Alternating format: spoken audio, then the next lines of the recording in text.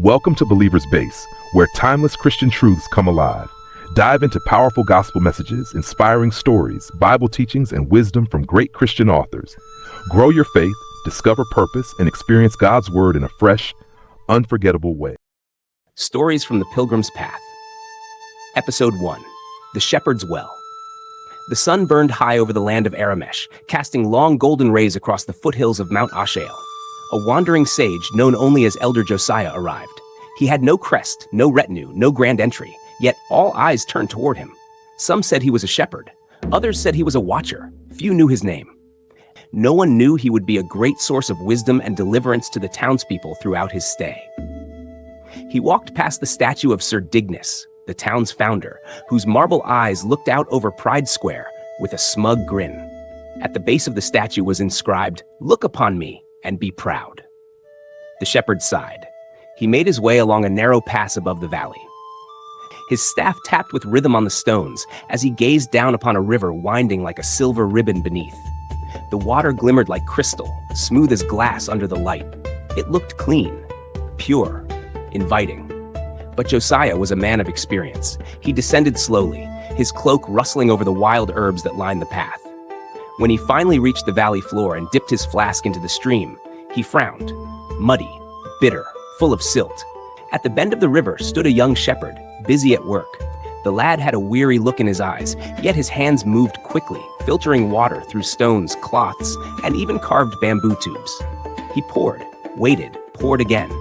A humble system for his thirsty flock. Josiah stepped closer. "You labor well, son," he said gently. The boy looked up, wiping sweat from his brow. "Thank you, elder, but it's slow. My sheep won't drink this water unless it's cleared, and the stream is filthy today." Josiah knelt and examined the filtration setup, nodding thoughtfully. Then he pointed upstream. "Have you walked to the source?" "The source?" the boy asked, puzzled. "No, sir. I only work to purify what flows here." Josiah rose. "Come, let's take a pilgrimage together. It will spare you a lifetime of pouring." The two journeyed toward the mountain, climbing through thick bushes and loose stone paths. After a long hour, they reached the spring. And there it was, a well, bubbling with fresh water. But surrounding it, wild dogs, birds, even oxen, trampled through it, pawing and drinking, polluting the mouth of the spring with mud, feathers, and dung. The fountain itself was pure, but nothing had been done to protect it. Josiah placed a firm hand on the shepherd's shoulder. "You toil to purify the stream below, but the filth comes from here. Guard this spring, and the river will run clean." He paused and looked into the boy's eyes. "This, son, is the way of the heart. Pride pollutes the stream of a man's life, not at the surface, but at the source. Many labor to correct words, attitudes, and behavior, but they neglect the heart. Yet from it flow the issues of life."